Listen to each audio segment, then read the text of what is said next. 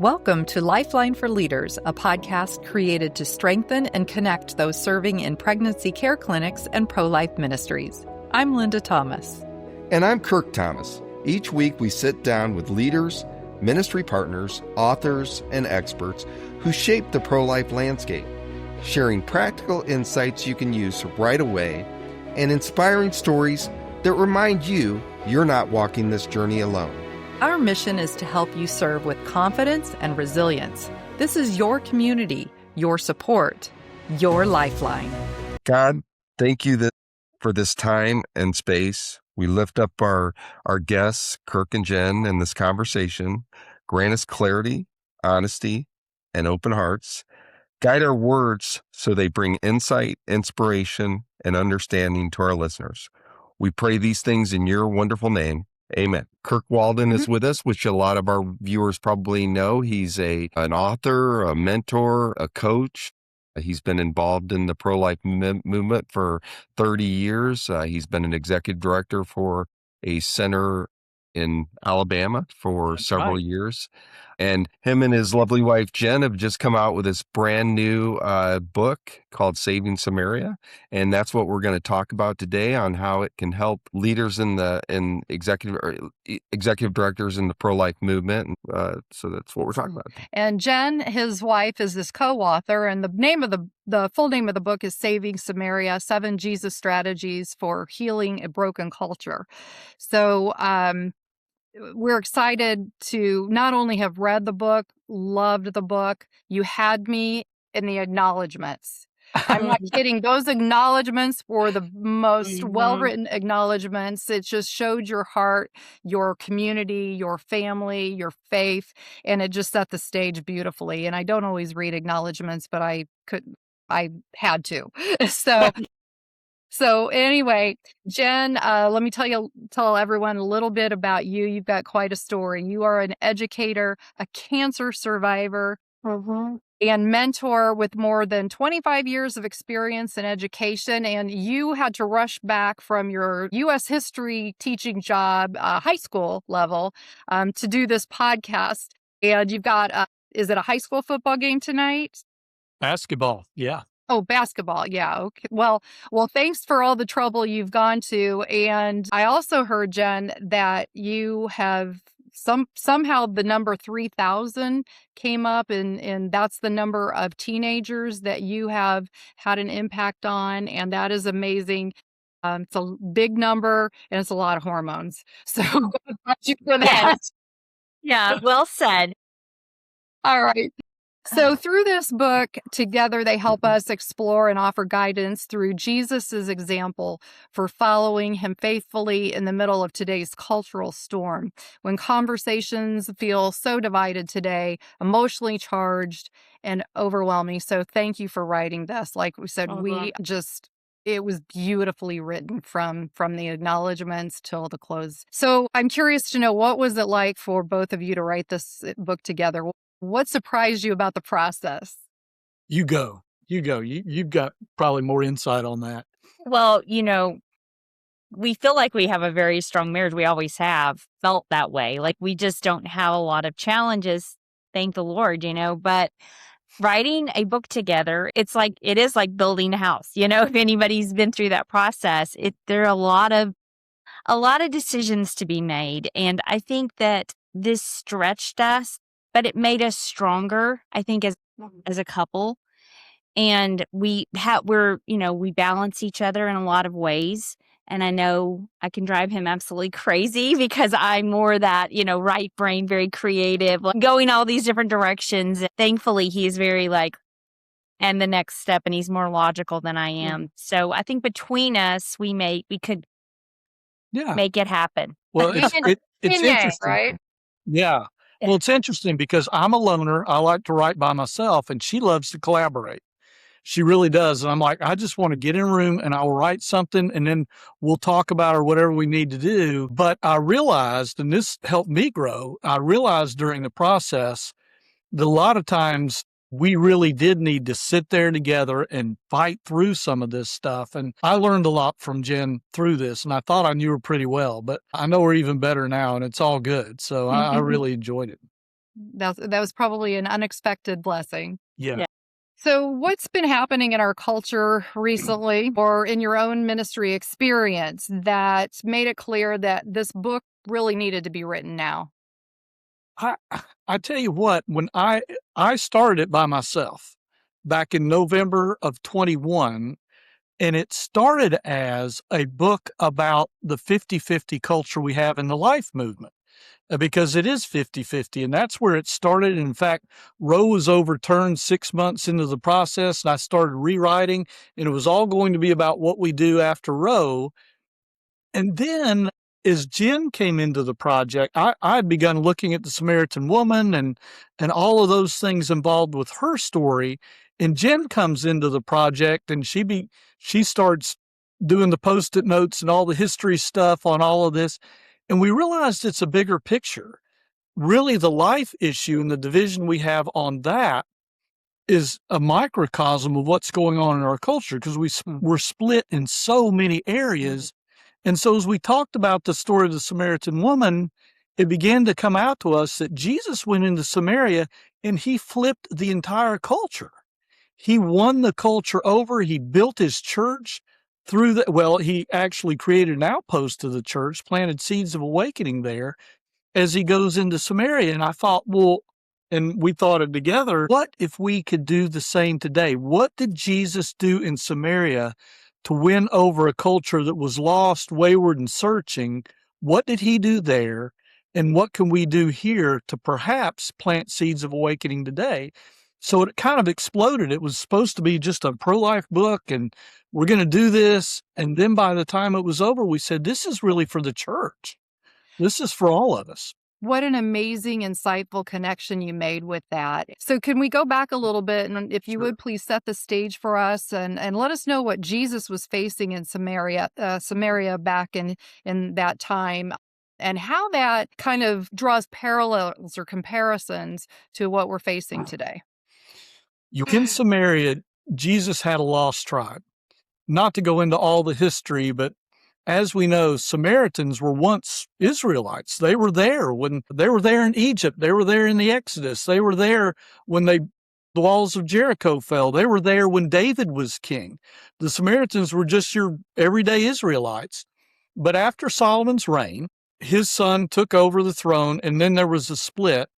And after the northern kingdom fell, there was a group that stuck it out, stayed where they were, and did not rejoin the Israelite people, and these were the Samaritans.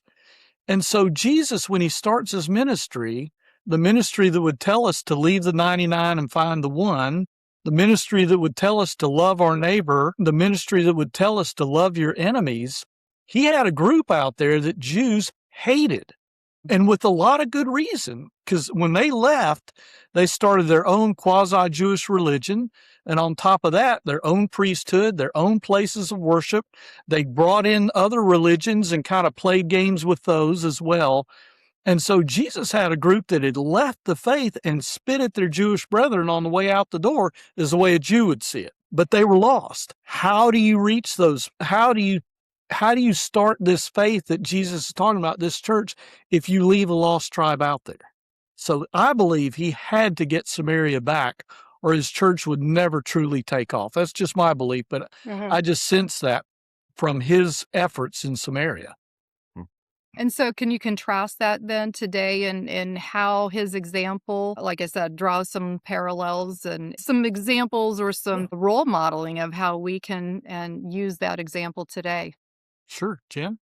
Well, I think that, as we look around us, I think it's just been this avalanche, things just began I think it's been happening for a while now, but it does seem that in the last, 10, 15 years, our culture has it's just been entering more and more chaos and darkness.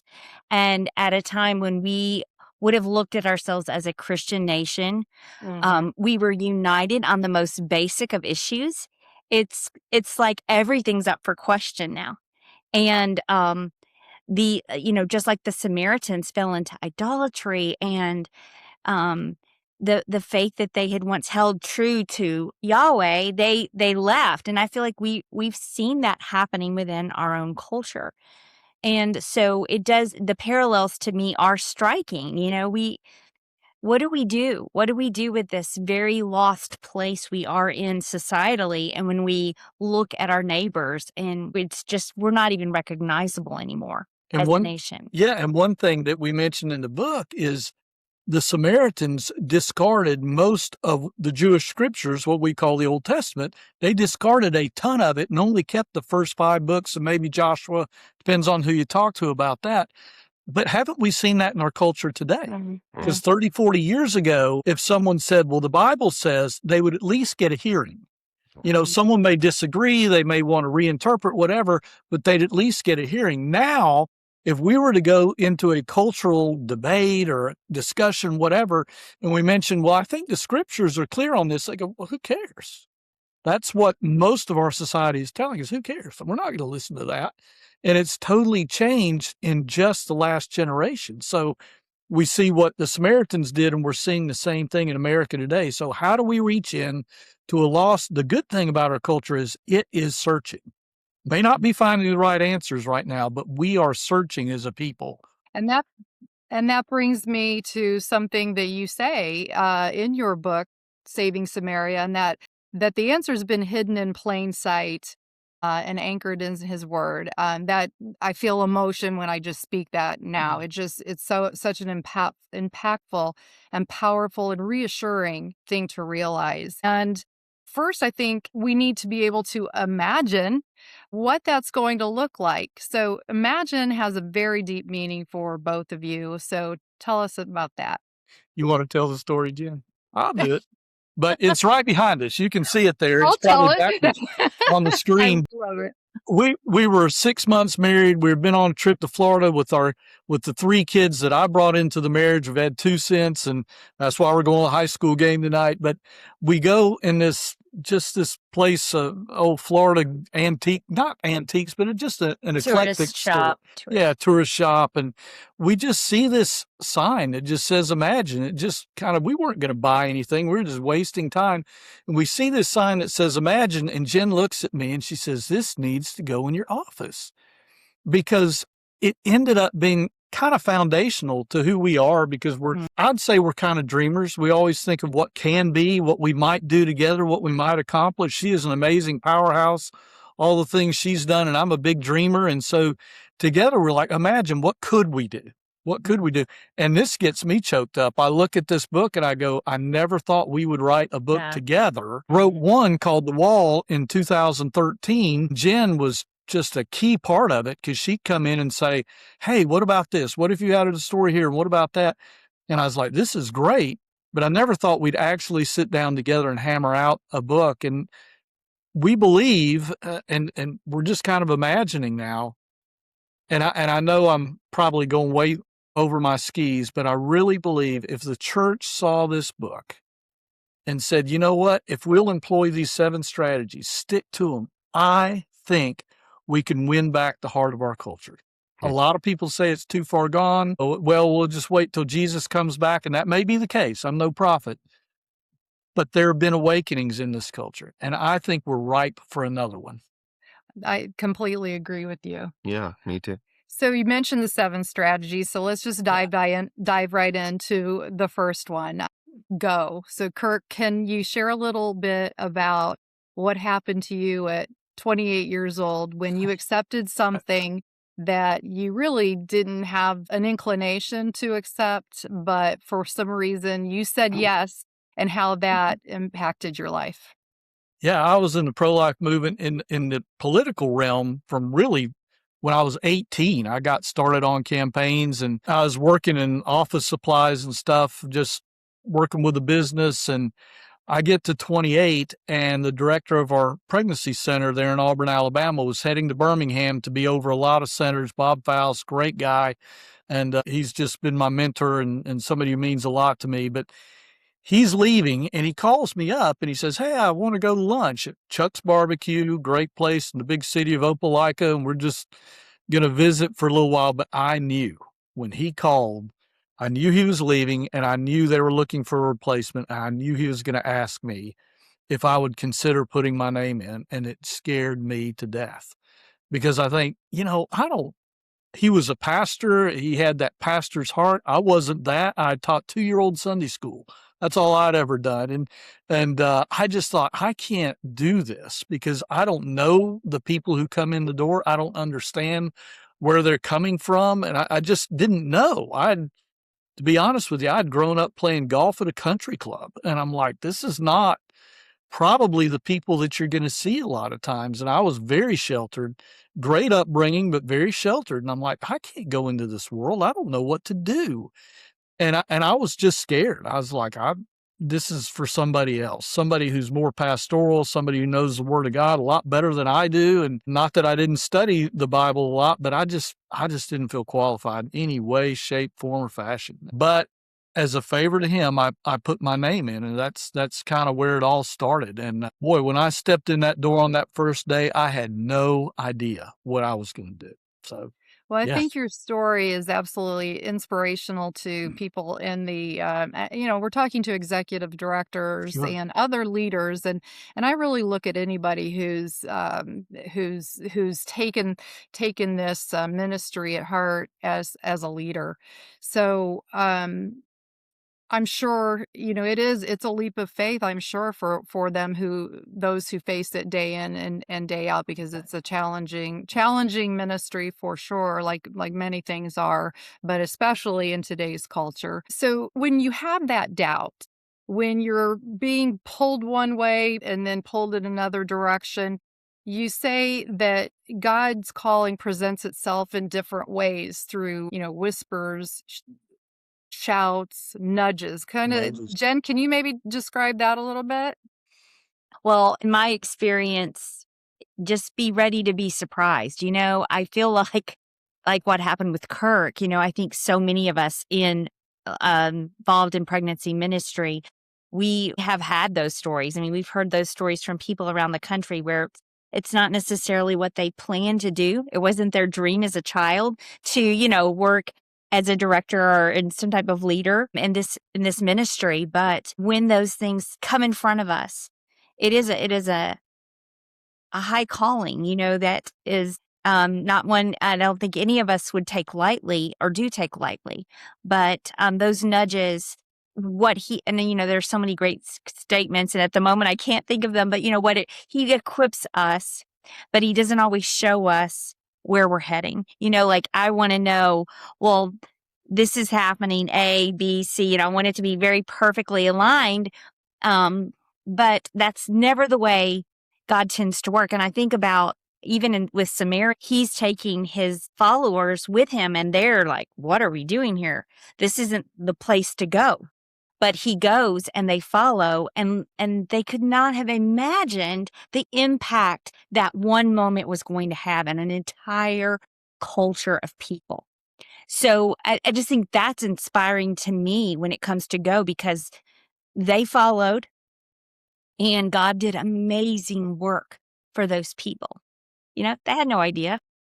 And your book, when you talk about how Jesus could have gone around Samaria, that would have Sure. been the safest route, the less challenging route, but he walked through it. And again, the way you contrast and compare and make your beautiful points and illustrate all of that for us is so impactful. So if we have faith, then why is it so hard to say go? Yeah. Or not say go, actually go. Just do it. Just do it, right? Yeah, I mean, that's easy for us to say, right? Let's just do it. But at the same time, I think we have to face the fact that we do have fears. Fears of being unqualified, fears that there's going to be pushback, fears that there are going to be people, depending on what we go toward. If it's pregnancy help, you may have people who say, well, why do you, I remember somebody who said, I don't know how you talk to those, how you even do that, because a woman who had ended pregnancy, I just couldn't even talk to. And I'm like, wow. And this is somebody in church, and they're struggling with this. And all of the steps that we have to take, it's scary. And you know what? It's okay to be scary. And it's okay to be honest with God. I don't know what the disciples said to Jesus when he said, we're just going to go on into Samaria. If they they didn't mumble a little bit, I don't know. John doesn't record that. But I think it's okay to be honest with God. And to share a story that's not in the book, I remember 6 months into that time at the Pregnancy Help Center, I was there 10 years, but 6 months in, we totally ran out of money. We had zero. And our board was talking about shutting off the phones because that was our most, other than salaries, that was the highest bill that we had. And he said, once you shut off the phones, you close the ministry. But we're looking at what do we do? And I remember going home that night and saying, God, thanks a bunch. This ministry's been going great for 7 years, and I will always be known as the person who killed the ministry. Mhm. Thank you for bringing me in here. I was angry. And it's funny because I just told him, I said, I am not happy right now, and I'm going to lose my job, and the ministry's going to go down the tubes, and that's going to be on me. And I just rolled over and went to sleep. I was like, I'm done. I was able to sleep. But as it was, somebody came in another couple of weeks later with a check for $7,812.50. Not that I remember, but but to keep us going. And then some things happened and we took off. But I think being honest with God is okay, even if we're struggling a little bit. I think I got up the next morning and said, I'm just going to try and trust and keep going. And I think a lot of leaders face moments like that, whether it's financial or whether it's struggles that you face on several fronts, staffing, whatever. But sometimes you just be honest with God, but say, but I'm going to trust you. I'm going to trust you anyway. And my next question for you was just about that. When executive directors are tempted to run away, you tell them, or you advise that they don't do that, that they be stretched by that. And so offer some little nuggets on what you mean by that. Well, I think that being stretched, it's tough on our faith. And I think it's okay to acknowledge that my faith is being struggled with right now. Have people around you, maybe not on staff necessarily, but outside of the ministry that you can go to and talk to honestly. I had a pastor that I met with every week for a couple of years just to get grounded in all of this stuff, and having people outside that I can talk to is really important to maybe offer encouragement, but guidance at the same time. To me, that was the big deal is to have people that aren't necessarily on staff that I can talk to, and have a group around you. I had a group of guys that I hung with for years. And when I went through some tough times, they were there. We were going to lunch every week, and building those relationships makes a huge difference. So I think that's the one that I want to land on right there, is having people around you. Well, thank you for that. So let's move on to strategy number 2, and that's the potential. And Jen, you admit that you struggled to find any connection with the Samaritan woman at first, but after doing the research that you did, that you found an awakening of faith. Tell us a little bit about that. Yeah, I think when I look at her story, I've always been very inspired by it. But it's funny because you look at her life and you think, I don't want to be compared to her. But, I think it's an honor to be able to say, without Jesus, I did not see myself the way that I did not see myself the way that I believe now that he saw me, and certainly that he saw the Samaritan woman. And it is just such a powerful story of his grace and kindness and love. And that's what he extends to all of us. And for myself, I think realizing that he saw me, and I used in our book, I use the example of motherhood because of my past. I didn't feel worthy of motherhood. And yet we share the story of finding out we were having a baby, and when medically I wasn't supposed to have a high likelihood of having any children. So it was just a complete shock to us and to my doctor, by the way, who was in tears when I told her that I was pregnant. I, as a cancer survivor, I had an oncologist, and she was in tears when I told her, and she looked me in the eyes and she said, you realize this baby is a miracle. And at that moment, then I realized what a miracle he was. But the first time I held him in my arms, it was the most pure moment of love I've ever experienced. I did not feel worthy of a baby, because of my past, my choices. And yet, just the greatest gift I've ever received, just of his pure love for me. And so I think about the woman at the well and how she must have felt at that moment to realize the Messiah was there and introduced himself to her. What a gift. What a moment, of just pure love. And so it's very humbling, to even in any way feel like I connect with her and that kind of love. But that's what I feel. Well, thank you for sharing that. And you share a lot in the book, and both of you do. And thank you so much. Yeah. It makes it very real, and it draws a connection and really is a blessing. So thanks. And I think we can get into a habit because we are all sinners saved by grace. No question about that. But at the same time, I think that Jesus had a habit of not focusing on that, but in seeing the potential in people. And you were just talking about yourself. You focused on, I'm not worthy.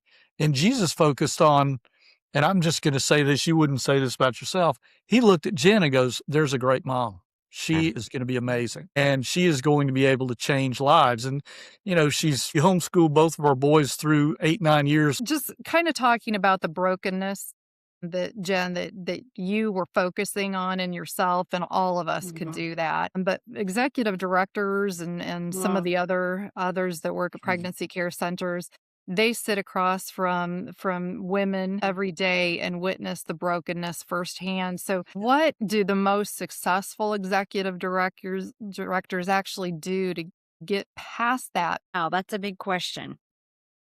Today, we began this journey by looking at what it means to go where love leads and to see the potential in people and situations others might overlook.